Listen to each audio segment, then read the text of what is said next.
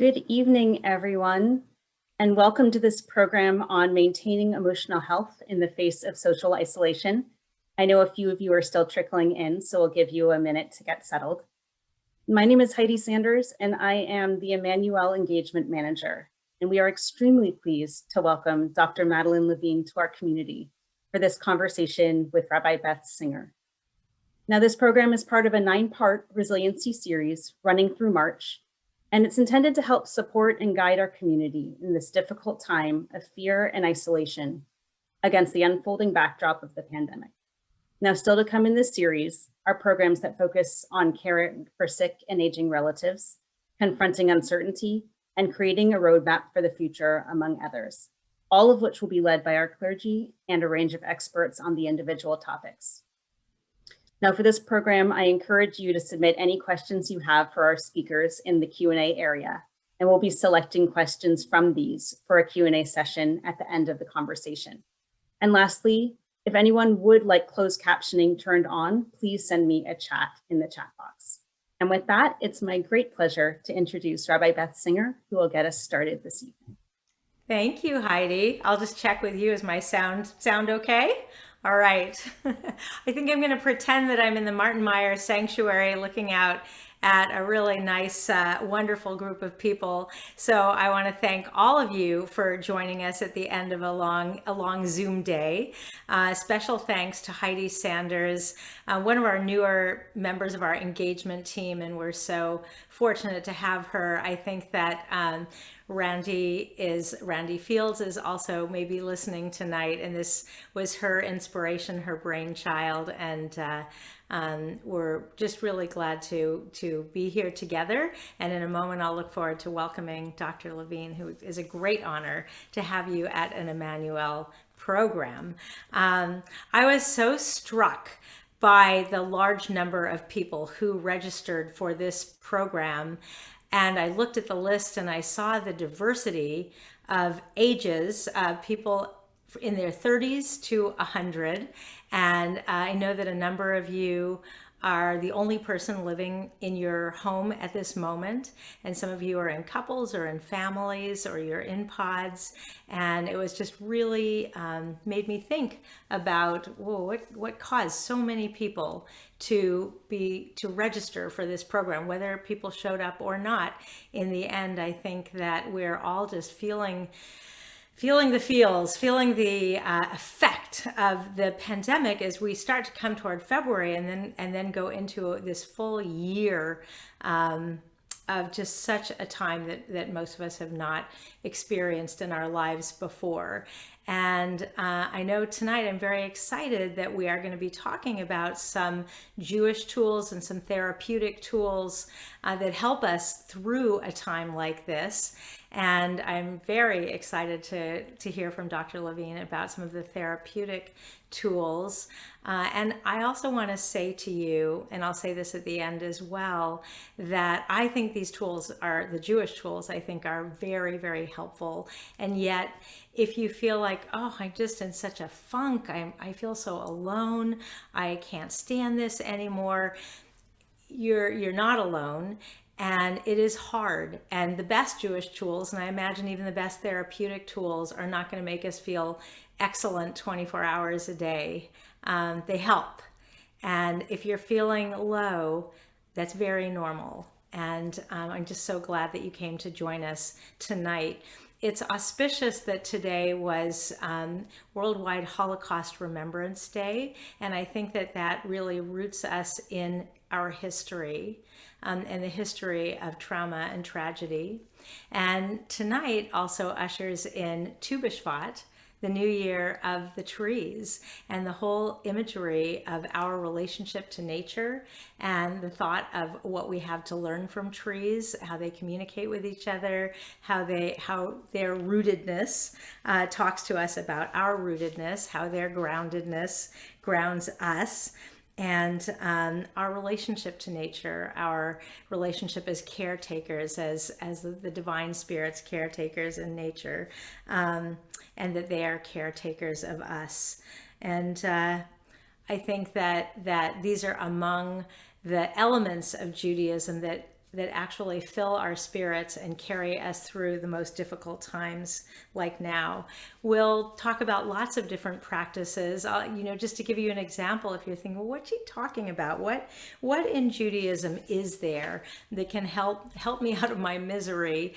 For me, just waking up every morning and saying a prayer of gratitude before I ever get out of bed in the morning. There's a prayer, Moda Ani, that traditional Jews say every single morning. And it's very easy to memorize the prayer, but if not, just to wake up with a gratitude, to really think about what we do have, and to say Shema before going to bed at night.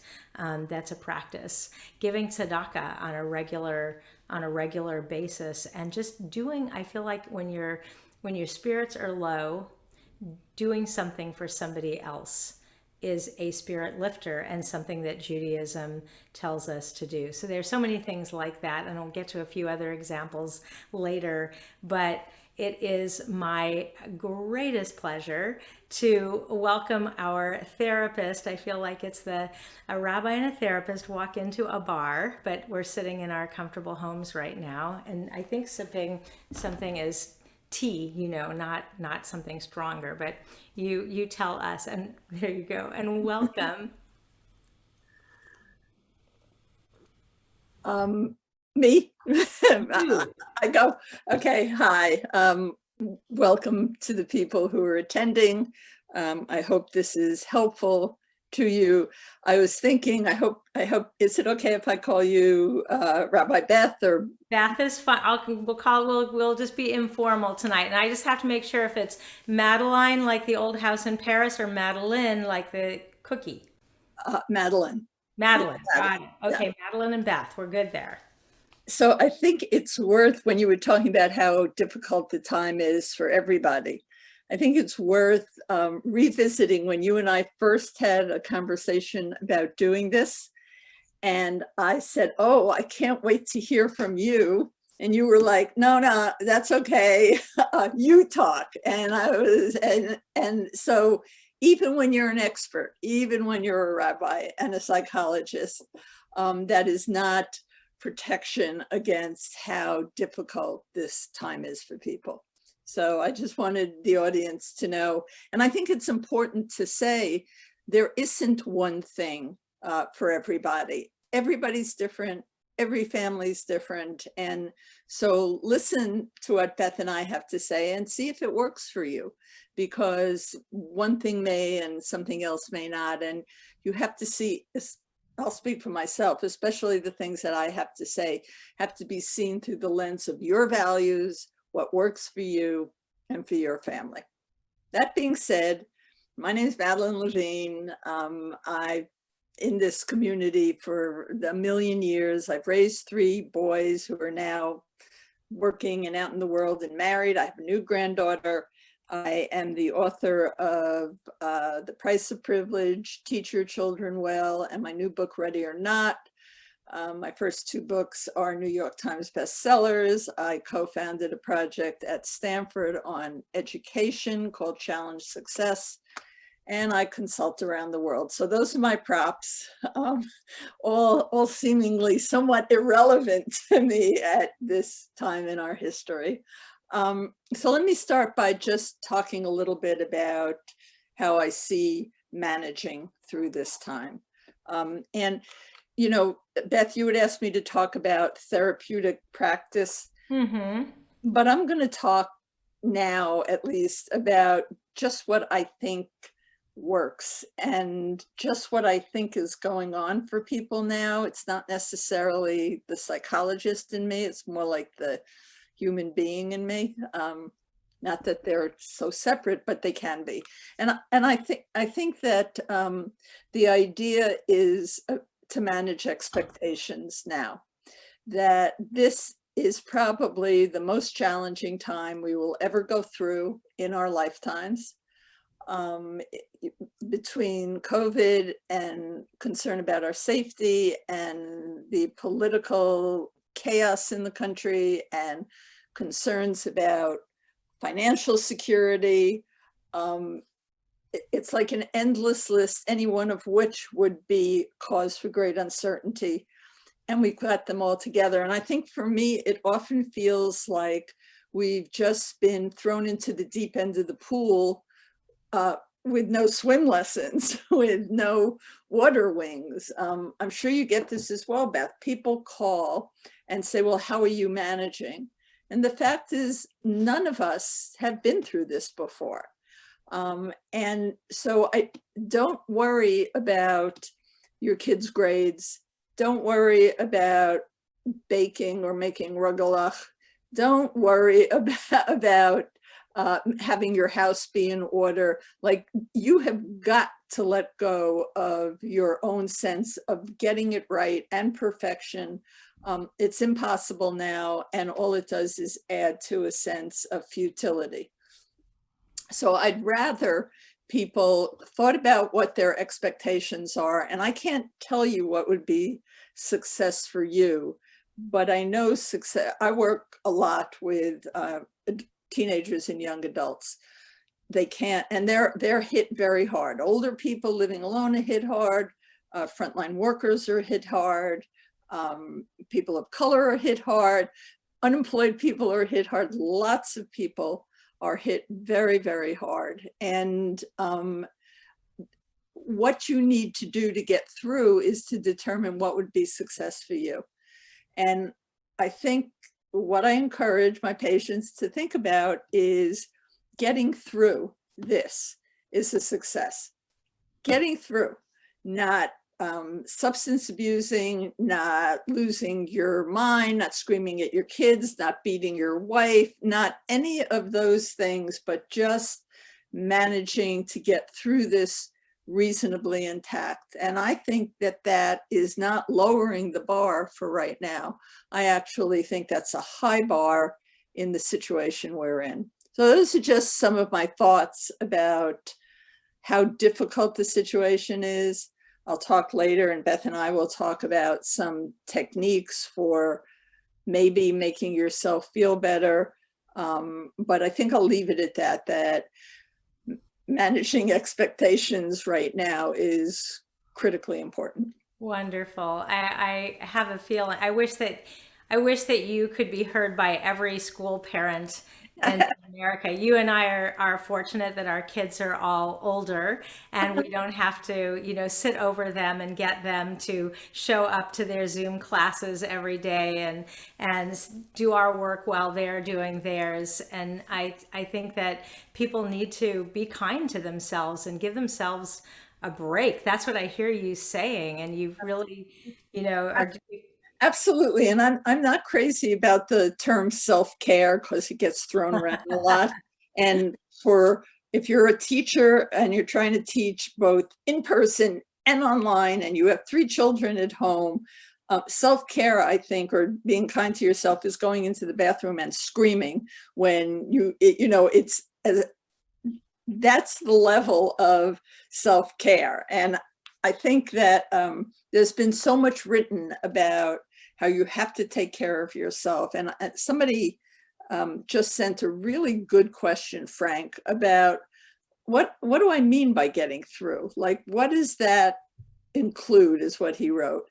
And I think that's a great question. And it's not really a question I can answer for you individually as a group, but getting through means that you haven't resorted to dysfunctional ways of coping. So if I read, my husband and I have watched 137 movies since this started. That's something we do. I could have had 137 drinks or 137 hits of cocaine, but I didn't. I chose a functional way of coping. And so what I mean by getting through is just getting through reasonably intact without having to resort to really bad coping skills.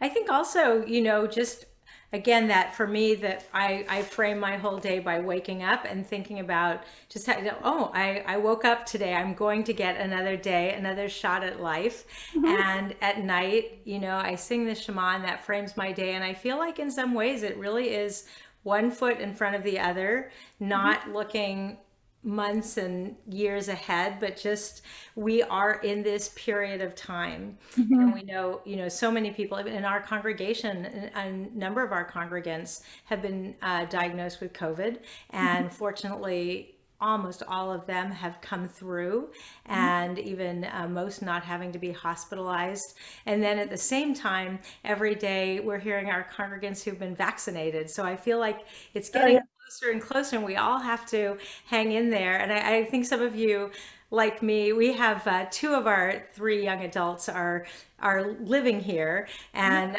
stretching the Wi-Fi connection just to the nth degree. And they are, well, I'm going to tease, I don't know if they're watching this or not.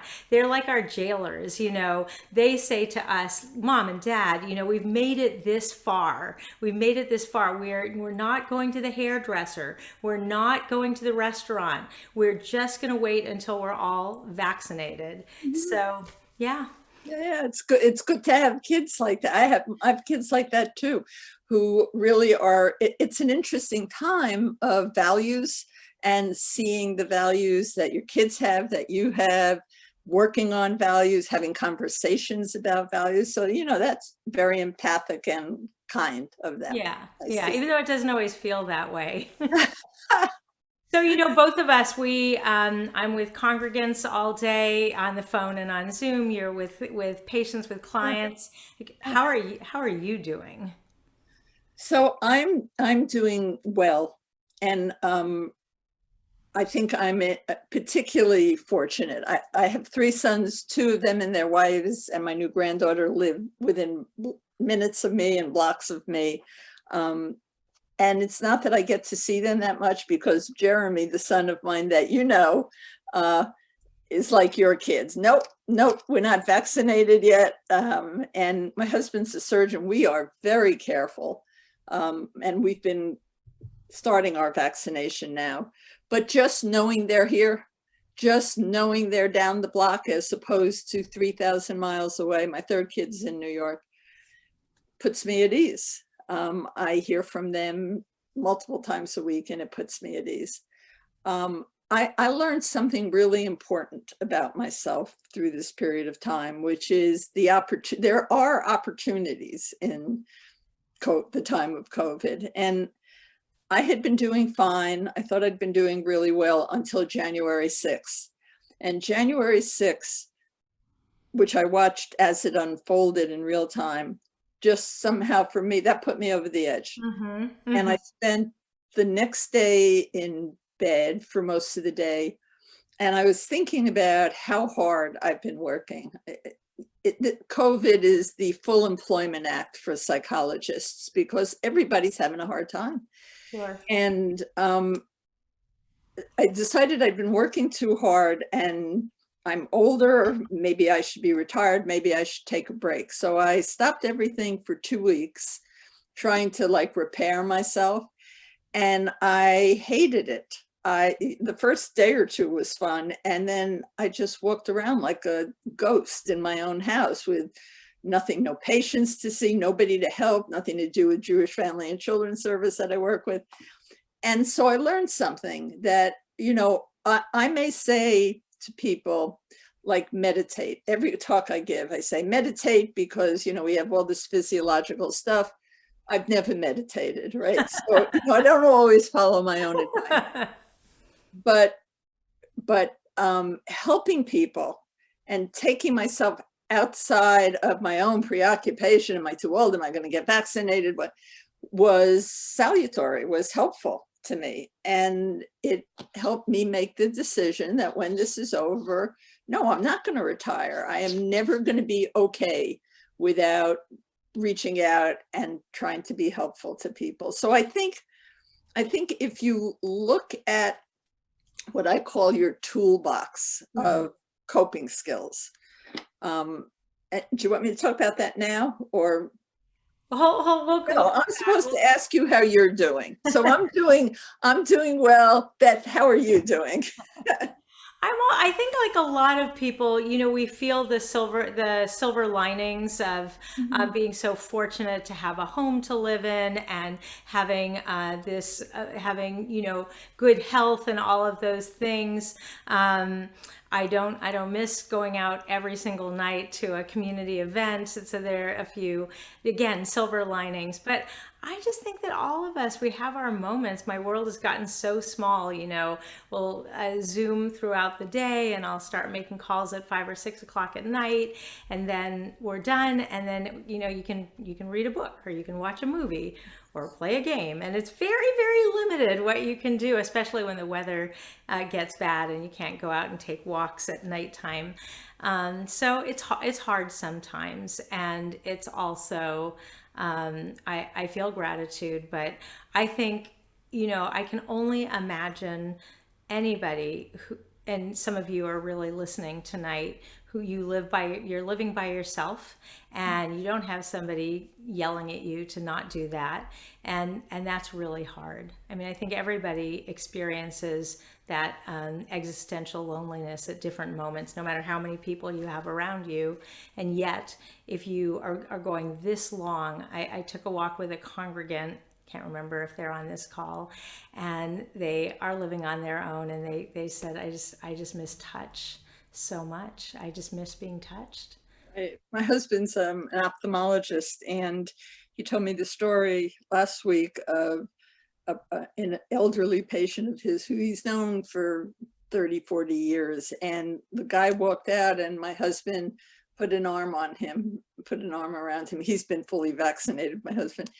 And the guy turned to him with tears in his eyes and said, "That is the first time anybody has touched me in 10 months. Yeah. Yeah. And there's a wonderful book by Vivek Murthy, who will be our Surgeon General, on loneliness. If you're looking for something to do, put in his name and pick up that book, because it talks about how challenging loneliness is for us emotionally, physically, in all kinds of ways. So I saw a question from Julie that I'd love you to take a look at. We're figuring all of this out here. Do you see it in the Q&A at the bottom? Oh, at the Q&A. Yeah. Okay, that's different. Yeah. Because it was something you were talking about earlier about kids, and I know there are people on that are listening who have teenagers in high school. Do you want me to read it to you? I can see it. Okay. Go ahead, read it, and then I'll read it and I'll respond to it. Right. How do we help our older teens in high school who don't have the coping skills that we as adults do? Many of our kids are in high achieving schools, and they are already dealing with so much pressure. This just feels insurmountable for them, and the schools can't be there for each and every kid. And what about kids who aren't talking to their parents but who need help? So Julie, this is my day. This is who I'm working with all day, every day. And I think one of the things that has happened is kids in that age group, I was just looking at the numbers from the CDC of who's most vulnerable during COVID, and we all assume it's people alone and living by themselves who are older. And they are one of the groups, but the other group are 18 to 24-year-olds who are severely impacted by what's going on. Their rate of anxiety is tripled. Their rate of depression has quadrupled. This is all CDC numbers, and their rate of suicidal ideation has doubled. So, that's the bummer part of it. My experience with kids in that age group, late teens, early 20s, is they've lost their sense of the meaning of life. I can't go to school. I can't do well. I can't think straight. I'm not going to get into my college of my dreams. I don't get a prom. All of the appropriate developed milestones have been pulled away from kids who, you're right, don't have particularly good coping skills. And I'll talk about that in a minute. But I think one of the things that you can do, or that I find helpful, is a lot of these kids forget that it's not just depression about their life being shut down, but it's also a loss of purpose and meaning. Now, whether or not kids should have been as invested in high grades and prestigious colleges if you read any of my work, you know, I don't think that's the best way to think about one's life. But that's been taken away, but so has all the developmental opportunities for hanging out with a new girl, for talking to the guy you like, for going for coffee or ice cream or whatever it is kids are doing now. I sound old when I say going for ice cream. That has all been stripped away. And what I hear from kids is there's no meaning, there's no purpose. I have no purpose. And I think it's really up to adults to guide kids of that age to the fact that purpose is much greater than your chemistry grade. And this is a time when we can be incredibly helpful to other people. And that in the pursuit of a different kind of purpose, we find that we're not so depressed, we're not so anxious. And the calls I get, Julie, on a regular basis, like your question is, my kid is miserable, he won't get out of bed, he won't do his homework, what do I do? And when I talk with the kids, if I can get them, I want to find out what are they interested in, right? What would you like to do? It's not helping you laying around all day, and help them figure out some way that they can find some purpose through this. I am not concerned in our community about a kid who doesn't want to do their homework. I shouldn't say I'm not concerned. I'm much less concerned about that kid than I am about the kid in Bayview Hunters Point who was way behind to start with. And we're going to have a long, long mental health and education tail to this pandemic. We don't have a vaccine for the emotional and educational problems we're going to have. So I think we're going to have a long tail. But one thing I think that you can do with your kids is lessen the pressure. It doesn't matter. My latest book, I don't like pushing books, but my latest book, Ready or Not, is all about the fact that the way we have parented and the way we have educated is outdated. And it's outdated because if you go to the head of hiring for LinkedIn, or the head of AI for Google, or the head of Morgan Stanley, these are all people I interviewed. What are you looking for in a kid? Kids in my community are anxious and they're struggling with their work. That's not what people are looking for anymore. And I have a good story because your son brought you tea. So I have Jeremy's tea story. I'm saying that because Beth knows my son and converted my daughter-in-law. So I'm very, very attached to you because of that. So a lot of my thinking about this started, I'm at First Republic, my bank, and I'm talking, this is probably 5 years ago, with the head of the mortgage department to refinance my house. And Jeremy happened to come with me.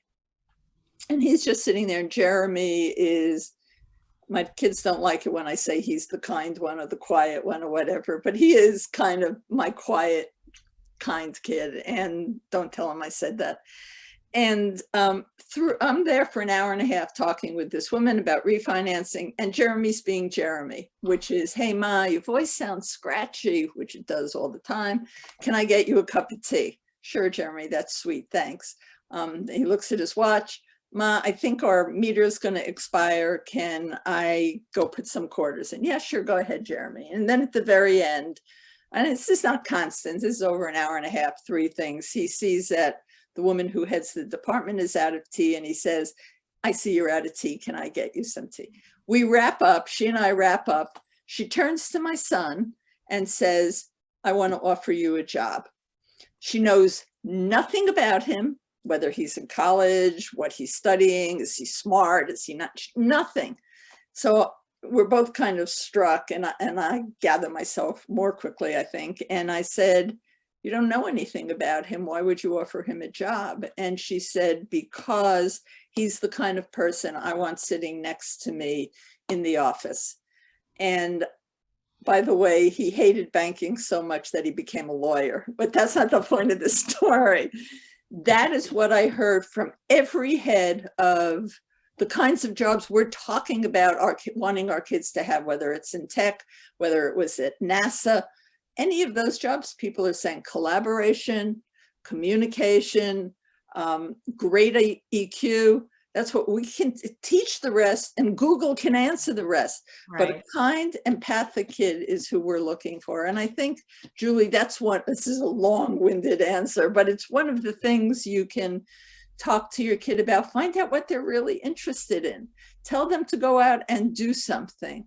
Talk to them about values. What's their story going to be when this is over? And I think that's something we all need to do, is think about what story we want to tell when this is over. Woo, that was a long answer. Sorry. Take a sip of tea. Your son Yes, sounds thank wonderful. you. I actually happen to know Julie's son, and he has all of those qualities. And I would only add to what you said, because I want to read what David said here. I would only add that a lot of the kids these days, I'm sure it must be just draining and exhausting to be a parent of a child that's at home, that you're actively still someone who's 12th grade and under. And a lot of kids these days know a lot of other adults. So I think that parents who are struggling and just feeling so alone, sure, you're going to call your friends and check in with them. But if you know adults who care about your child, have them check in with your child. Mm-hmm. I do want to read, as I think I'm so happy these questions are coming in. David wrote, I wonder how many people feel this. Prayer was always somewhat abstract to me. I always said it from a position of strength. Now prayer feels so real and even scary. I say Shema now at night, sometimes, and truly praying for protection and open and oneness with God through the night. It feels so serious, and in that way it's exhausting. And my rabbinic answer, David, is that if you just pray all the time, like when things are really great and things are terrible, and you just you're always praying, it's a hit and miss kind of thing. But I think that's an excellent point that you make, that sometimes our prayers can feel quite perfunctory, or they're really kind of meaningless. You go to temple on Friday night and we're all singing a prayer together, and you're like, what does this even mean? Nothing. But they can have meaning. And as I said,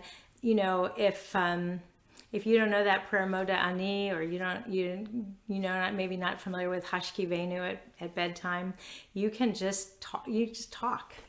Just say what's on your mind and in your heart. And yeah, it can be exhausting, but hopefully also connecting as well.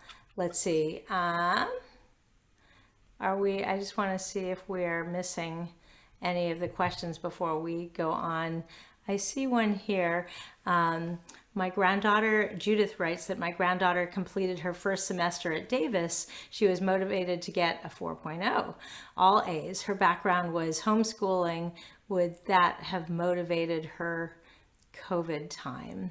So I'm not sure if this is a question about things that I don't know if you're understanding this question, Madeline or Judith. You might have to give us a little. Yeah, no, I got it. Okay, good. And I think it's a really interesting question. So she was educated at home. She was homeschooled as opposed to being in the school system. Could that have motivated her to be more self-reliant during COVID? I see. Mm-hmm. And I think that's an excellent question, because one of the questions early on from Julie, who talked about kids don't have coping skills. And that's right, they don't, in a way that one would expect. Not all of them, but many of them. And why is that they don't have coping skills? Because from my point of view, we have not allowed them enough to meet challenge without our intervention. Excuse me. So what I find about parents is they hover over grades, they hover over school, acceptance, they hover over homework, but which I think is all the wrong stuff, by the way. And what they don't protect their children from that. They protect their children from, you don't want to sleep at so-and-so's house, have the party here. You didn't get invited to the popular girls party. We're going to see the Warriors, which actually happened in my practice. You don't want to go to sleepaway camp. We'll go on vacation with you. This, what I call in Ready or Not, just too much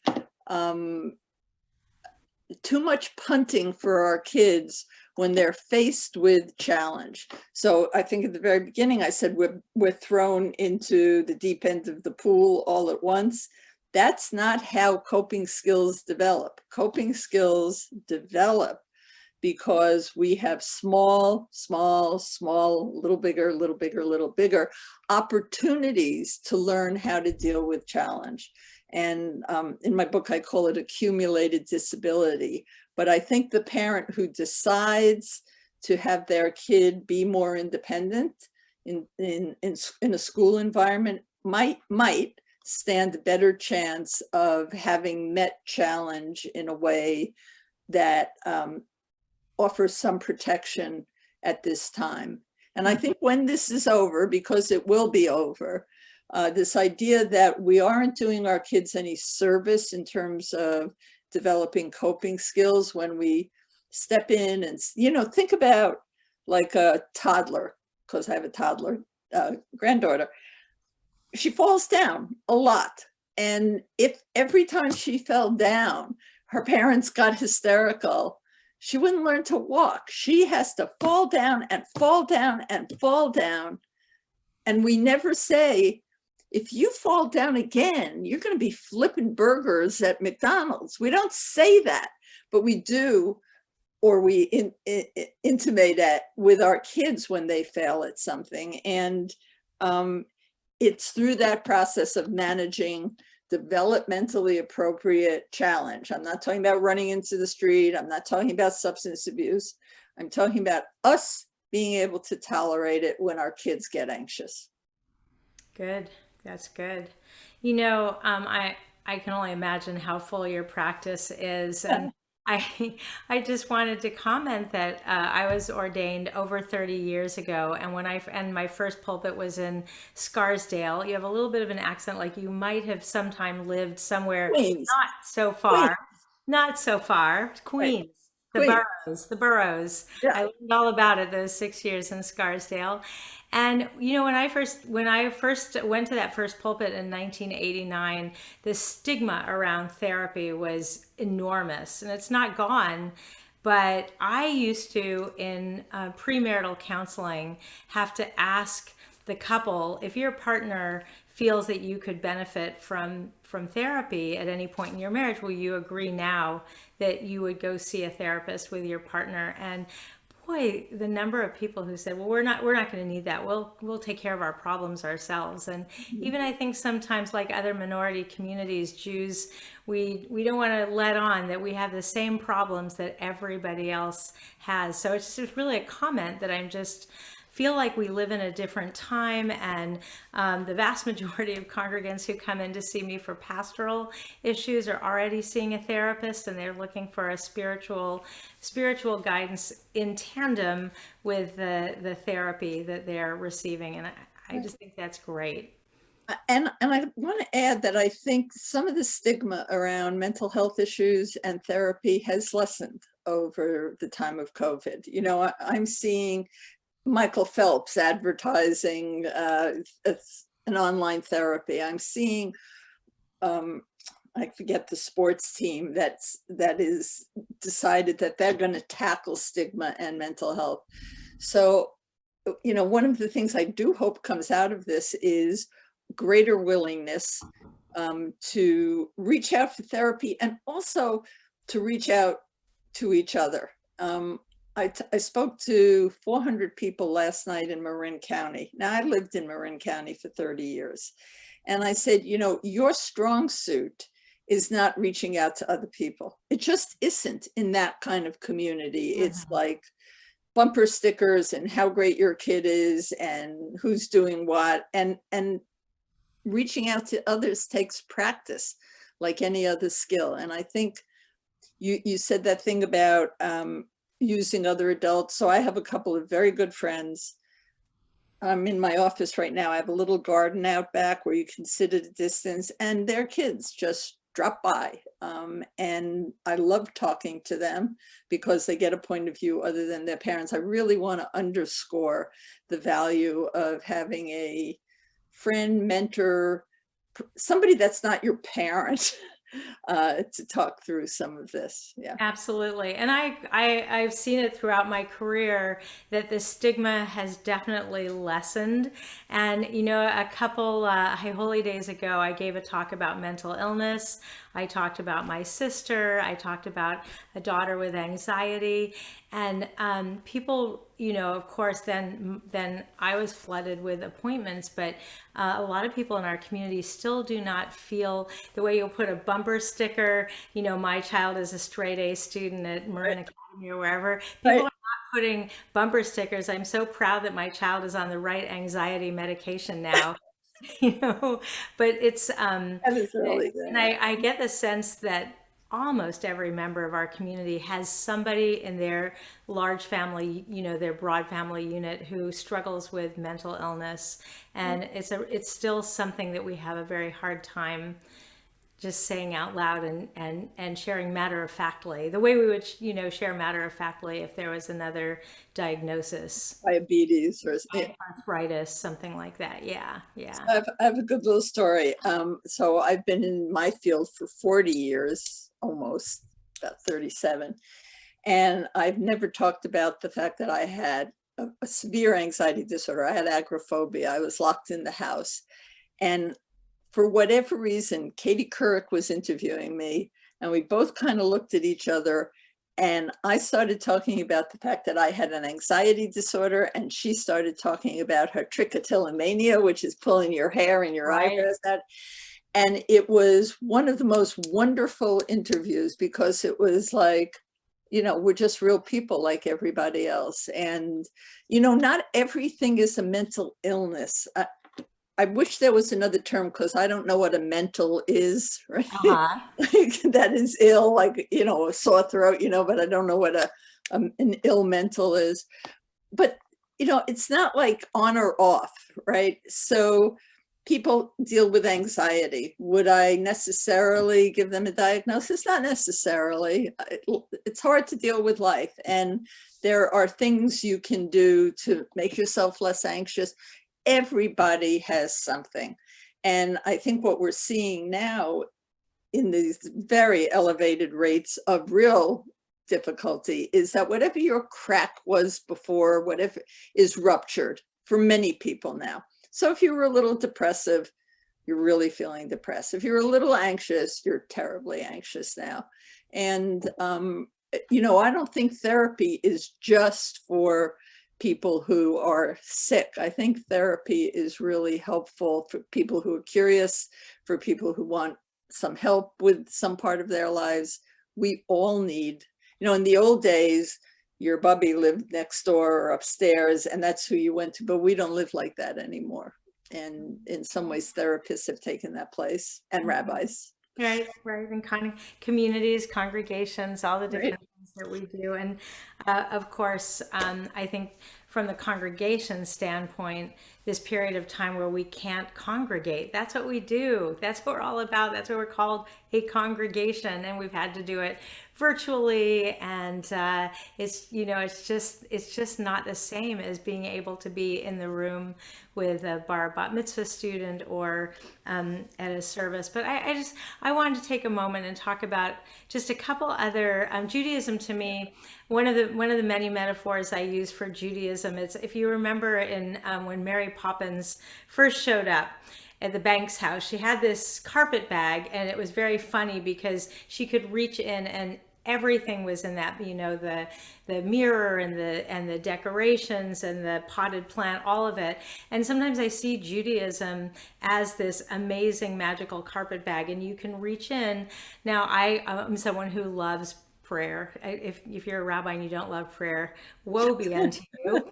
But I know that a large number of the Jewish community going to Friday night services is not their thing. They just don't get anything out of it. And there are so many other practices. I won't, say much about these right now, but if you've never heard of Musar practice, that's an amazing, amazing, almost a secret in Judaism about developed by rabbis centuries ago. These lists of things about ourselves that we can work on one element at a time: patience, equanimity, all kinds of, there's a whole list of them, and there's a whole protocol for focus and practice of different characters of ourselves that we can work on, called Musar. And I really recommend looking that up.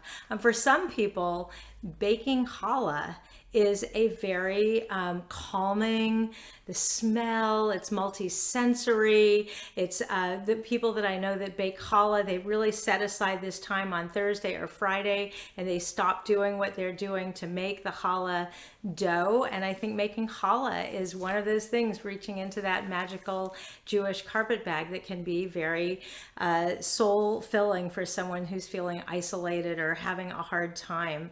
Adding a new Shabbat practice, deciding that you're going to read a book, or you're going to go on a bike ride, or you're going to go to a different part of this beautiful Bay Area on Shabbat. Going outside, taking the book of Psalms and reading a psalm out in nature. We're just surrounded by it here. Taking a class on a topic that's new to you. There's a whole concept in Judaism, Torah Lishma. You're not studying to get the best grade. You're not trying to get into college. You just want to learn something for the sake of learning something. And I also think, and it's my favorite thing really, is studying Jewish history, because Jewish history is so vast. You can never get through all of it, but it just reminds us of the hard places Jews have been, and what we have survived, and what we've persevered. And that Jewish history is just a story in perseverance and rising up again, and understanding that life and history and our days have ups and they have downs. And when we're in the downs, we're hopefully, headed back up again. So those are just a few. And I don't know if you want to share just a few of your top therapeutic practices that you think people can do. So I have the exact same image in my head of a toolkit or a big, like Mary Poppins. And this is what I think can be helpful to people. Look, everybody who's listening is grown up. So you've had the opportunity to try out different things, and you've had multiple challenges, because that's what life is, whether it's illness or death or divorce or bankruptcy, whatever. By the time you're grown up, you've had challenges. And I think we all have developed a go-to coping skill. My dad died when I was a teenager. It was awful. That's when I started writing. I've written books. That's what I do. That's my go-to, is writing. But here's the thing, and maybe I wonder, when I finish, tell me if this happens with prayer. I don't know. You cannot write all day, every day. When I thought it was a month, I could write all day, every day. It's a year later. I can't write all day, every day by a long shot. I don't know. You can't pray all day. You have other things you need to do. Yeah, I think you have to balance your prayer and your, out there in the world doing good. But there's a tradition that you should say 100 blessings a day, and that'll keep you pretty busy. on that line. So I think from a psychological point of view, I had a go-to tool in my toolbox. It lasted me great for a few months, probably 3 months. And then I realized I didn't have enough in my own toolbox to take me through this extended period of time. And one of the things that I figured out was, between raising 3 kids and having a significant career and a husband who's a surgeon, so he was, working a lot of the time, the thing that I had neglected were my friendships. And that in this time, nothing was going to help me more than reaching out to people. And I have made the best friends I've ever had in my life through this period of time, because I knew that I better get that toolbox a little bit more robust than just sitting in my office and writing all the time. Same thing with being out of doors. You know, everybody says get out and exercise. Not my thing, but it is now. And, you know, in terms of what you were saying, Beth, I think, and I'm looking at some of the questions now as well, all these things take work. There's nothing that you get to do that you get good at and natural at that doesn't take work, whether it's I can't, David talking about prayer and it becoming exhausting, or people who are talking about what can they do about how badly they feel, that these things take work, and you have to be willing to put it. You will not feel better if you're not willing to put some of the work into having yourself feel better. You know, I think that we have to allow ourselves to have some really crappy days, right?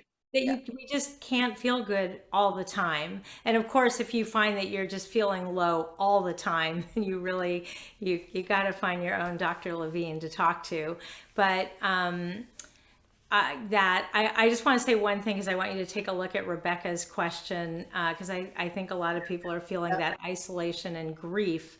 But I really want to amplify what you said, because I think this is going to be one response to Rebecca, and that idea of the practice of cultivating friendships is huge. And we all get so busy and we're working all the time. And I remember when I was working so many hours and my kids were young, and they said something about my friends. I'm like, I'm gonna really work on my friendships when I retire. And they said, Mom, you're not gonna have any friends if you wait until you retire. You gotta get on this now.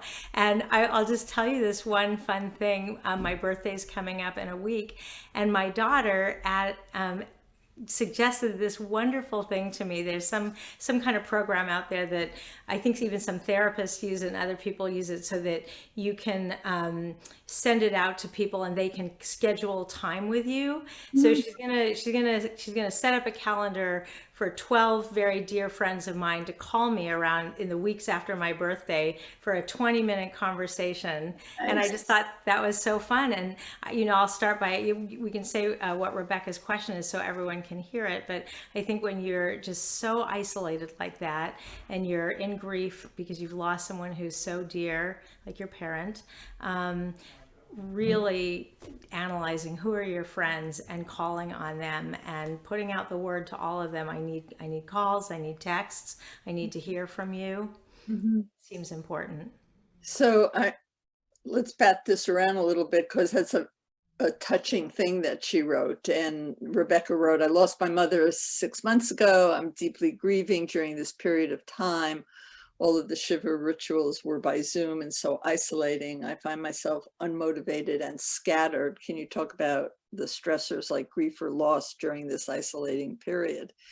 And I think what you and I are talking about reaching out, I think that's true. But when you feel that way, it's the last thing you want to do. It's true. And I think that's why I said that thing about you have to work at some of this, for depression. First line for depression is exercise, actually. But when you're depressed, the last thing you want to do is go out and exercise. So I guess, Rebecca, I think you're going to have a period of time that's really challenging. And for everybody who has had losses, like the country's been so crazy. We've done nothing about acknowledging the loss of life that has taken place in this country, whether naturally or through COVID or whatever. And it was nice to see Biden do the couple of minutes of acknowledgement, and everybody's struggling. So I think you need to pick the friends who have a little bit of bandwidth to be helpful and stay in touch with you. Yeah. It's funny that you said that. I'm just gonna I'll just say, because I know Heidi's listening, that I'm worried that we're not catching all the really good questions, because I'm so interested in what you're saying. So she may have to pop on in a moment and say, don't forget this question. This was a good one. Because they're hard to read them all. But it's when you said that about that, and Rebecca, I have to imagine that you feel this too, that the things that would be the healthiest for you to do, you just feel so slumped and not like doing any of them. And the Jewish tradition, as I think all of us know, when you come back from the cemetery, is that you're supposed to wash your hands, you're supposed to eat a meal immediately. And why? Because it's the very last thing that you want to do when you've just lost someone who's very dear and wonderful to you. You lose your appetite. You just want to crawl into bed and curl up in a fetal position and do nothing. And our tradition says, no, you got to sit down and eat. Your friends have to feed you. You don't feel like having any friends. Well, they're all going to show up for Shiva, and come to your house. And there's some wisdom in that. Right. Except you can't go to her house for Shiva. No, I know. That's Right. That's really a really hard thing. It is. Yeah. Heidi, are we missing some questions? I just want to note Herbert, who wrote, Freud did note that normality is a fiction. Thank you, Herbert, for underscoring the idea that there is no perfect way to get through this. There's nothing normal about this period of time. And we'll wish, I think today is Herb's birthday, so happy birthday, Herb. Oh, okay, happy birthday. Heidi, what you got? So I'm not sure if you've answered I think you did answer, what is the prayer is the one I can say when I wake in the morning? Okay, so that, you can Google it and then it'll come up, and it's called Modeh. If you use male language, Modeh Ani, Modeh, and then Ani. And then if you identify as female, it would be Moda Ani, but it's going to show up as Modeh Ani on Google. And basically, it's very short. Moda Ani lefanecha. I'm so grateful, Spirit of the universe, shehecha zarta bi, that you've given me my soul, that I get, basically I just say, I get to have another day.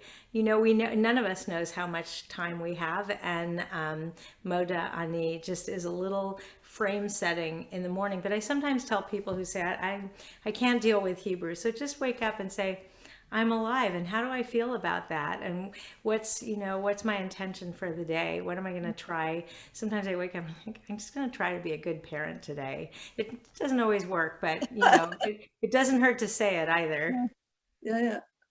Well, and the second part of this question I thought was interesting as well. It said, given my loneliness and the state of the world, I find it very hard to be grateful and feel hopeful. Can you advise me of something that could offer some peace? I'm looking for I'm looking for the question. It is a really tough time, and I think you have to think about what are the coping skills, like I said before, that you can cultivate, and to be, one of the things we do in the office when I was seeing people, we do something called cognitive behavioral therapy, which is actually really easy to learn. And when you're feeling like this sucks, there's nothing here that's meaningful to me, if you were working with a therapist, it would go something like this. What makes you feel that it's terrible? And you would say, well, 500,000 people soon will have died, and I can't go out, and this, that, and the other thing. And then the therapist says something like, what's your evidence for how terrible it is? And in this particular situation, you would have a lot of evidence for it. And then they would ask you, what are your alternatives? And I think that question about what are the alternative ways of seeing this can be helpful, because Beth and I are talking about opportunities. I think there are opportunities here, and if we don't take advantage of them, it will be a waste of a pandemic. If school goes back to exactly the way it was before, I think that would be a terrible outcome because there are so many problems with schools. If I go back to working, I don't know, 16 hours a day and not having any friends, that would be a really bad outcome. I think there's an opportunity for us to sit and think about our values and think about, in CBT, it would be, what are the alternatives? Which ones make sense to you? Does it make you feel any better or any worse or whatever? And I think that using that sort of framework it certainly is helpful in clinical settings when people have anxiety or depression, but I find it helpful right now because it reminds me to think of something other than just how lousy I'm feeling at that particular moment. And again, it takes a degree of discipline and work. And there are days when you just are not going to feel like you have that bandwidth in you. If one of the questions I get asked a lot is, well, how do you know when it becomes a problem? And somebody wrote, David wrote about everybody becoming obsessional in the household. And there's a lot being written right now about OCD, real OCD, being one of the most vulnerable groups of mental health patients because, you know, there's a degree of germophobia, and this fits right into what people who tend to be obsessive compulsive worry about. You know, did I touch something? Did I get too close to somebody? And you, let's see, David asks, how do we avoid the obsessiveness of this, especially the kids? I've written actually 5 books. They all look like they're books about parenting and children. They're really all books about adults and how they manage their anxiety, how they manage to parent in spite of all the things that we come to parenting with, our own history, our own losses. And I think that if you are not, you say, David, in your thing that you guys are obsessive, knock it off. You're going to have to find another model for your kids to be able to deal with the pandemic, or they run a risk of actually becoming OCD. It's not something you want. It's kind of, you know, we all have a little bit of OCD if we've managed to get through school, but OCD as a diagnosis is harder to treat than a lot of other things. So you, as the parents, have to find a way to deal with your anxiety that is not obsessional at best, and at worst, that is not obsessional in front of your kids. Right. And I just add, though I think we've said it a bit, that if you're just in that deepest funk, or you're feeling obsessive or compulsions, I really just think there's just nothing like finding somebody else who needs help. We have congregants who've been dropping off soup to congregants who have a very serious cancer diagnosis. We have on the Tzedek Council on our website, there's just always something going on where we're helping out pregnant, homeless moms, you know, and when I feel really low on myself and my situation, I think of pregnant, homeless moms, and that kind of snaps me into a reminder that it can be harder. I know I go monthly to the Black Jewish Unity group, and now that's on Zoom the second Thursday of every month, so they're very easy to go to. But when we were meeting in person, and of course, all the people of color who come to this group are all across the economic and financial spectrum, but there are some people who come to the group who have had a child die of being shot by a gun, you know, and just getting to know that person and their life, and us getting to know each other. I mean, getting out of my little bubble. Those things can be very helpful as well, in addition to, you know, the racial justice work that we collaboratively do together in that group. So it's kind of like connection and community are the potential tonics that we have through getting through this time? Will you always feel like connecting or communicating? No, you won't. But I really do believe that that's where people start to feel better, to feel that they have some purpose. And I think, can I take 1 minute? I want to talk about what's happening to our brains during this period of time. There's a lot of research on how we react to uncertainty. And I think it helps to understand like why you're feeling so badly. Uncertainty, the brain has a lot of functions, but the main function of the brain is prediction.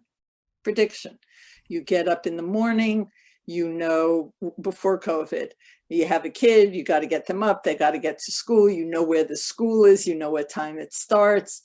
If you couldn't predict all of that every day, we'd all go nuts, right? So that makes the brain happy. The fact that your kid goes to the same school every day, that they get picked up at the same time, that your husband comes home or your wife comes home. In uncertainty, the brain loses the capacity to accurately predict. And what happens, just in a nutshell, is when you're accurately predicting, most of your activities in the front of your brain, prefrontal cortex, the part of your brain that thinks well, that can predict, that can weigh options, and that's where your brain's happy sitting. But in times of great uncertainty, what's activated is an area of the brain called the amygdala, and that is the emotional, anxious, aggressive part of your brain. And when that gets activated, and now this has become it has become a chronic state of uncertainty. There are all kinds of things that happen to your brain. It gets very unhappy. Somebody wrote about how they can't think straight, and I don't know about you, Beth, but I'm missing appointments, and I've missed time. I told you today I was on a podcast at the wrong time. And it helps to know that I'm not going crazy. It helps to know that that's your brain doing the best it can on uncertainty. So for the questions about what do you do, I think from a physiologic point of view, what you're trying to do is get the activation out of your amygdala and back to your prefrontal cortex. And how do you do that? You do it by meditating. And I said earlier, I don't meditate, right? I said that tonight. Yeah. So I tell everybody else to meditate because we know that is one of the things that brings it out of the amygdala. And I don't do it, but it's a good idea if you do it. I do a lot of deep breathing. It lowers your pulse, it lowers your blood pressure, and it moves your energy into the front of your brain where it does a lot better. The other thing that I think is incredibly helpful is writing. Now, part of that is because that's my go-to, is writing, but we are all going to have a story that comes out of this period of time, and so will our kids. And I think about in terms, what do I want my 2-year-old granddaughter to know? All she's known since she's like able to move it is COVID, is me in a mask. What's the story I want to tell her about what I did right, what I did wrong, what it was like? I want my sons doing this same thing. This is a story that will be generational. I really do think this is a once in a lifetime catastrophe that we're living through. And you said it's Holocaust Day. I mean, I think we will, it's not to compare them at all, but I think we do better by feeling our feelings, remembering them and writing them down and thinking about how we want to think about it in the future. Great. One question before we just we wrap up, because I know people it gets late for people, but you raised this when we were talking about this session. I thought it was such an important question for all of us to think about, but I'd love to hear your response. One thing that you want to change about how you operate post-pandemic? Mm-hmm. Me personally? You You're personally? asking me? I said, I want to maintain my friendships. I don't want to work. It's a mixed bag. I've had a very good career. I love what I do. I said when I was wandering around the house, I felt lousy. But I want to work 10% less hard, 15%. I don't want to give anything up, 15%. And I want to use that time towards developing my relationships and having and understanding again that it takes work. Like in my life, people came to me and I didn't really have to do much. It's like being a psychologist, rabbi, people come to you. And I feel like I have to do work on that for sure. Yeah, How about you? No, I want some kind of balance between out every night and home every night. Something in the middle would be nice. And I would say for the synagogue, though, we used to do just everything was in person. And if you couldn't find a parking spot or you couldn't get out at 7:30 at night, you just didn't participate. Now I hope that we will have much more hybrid programming where I really want to see people, when it's safe and vaccinated, coming back to the synagogue, and then those who are not able to get to the synagogue or just feel more comfortable zooming in to our programs to be able to do that. So it's going to be a new exciting chapter for the temple. I think that's a nice thing to leave people with, to think about what is the one thing that you want to do differently when this is over, and memorialize it by writing it down so that you remember yourself to actually do it. Yeah. That's right. Well, I'm so grateful to you for joining us. It was just a very generous thing on your part, and we look forward to welcoming you in person at Emanu-El with your family when we're all back in person again. Thank you so much. Hello, Heidi. Hello. I just like to say a few words and thank both of you, Rabbi Beth and Dr. Levine, for such an enlightening dialogue. And I hope that our audience will be walking away feeling connected and supported. I encourage everyone to register for future resiliency programs on Emanu-El's website. And this topic of emotional health and social isolation, it's such a broad one, and you tackled so much in such a short amount of time. But the next few programs will be taking a deep dive into specific topics around parenting, bereavement, uncertainty, loss, and ultimately, how we can find hope at this time. So with that, I'd like to thank our audience for joining us this evening and say good night to all and see you next time. Thank you. Good night. Good night.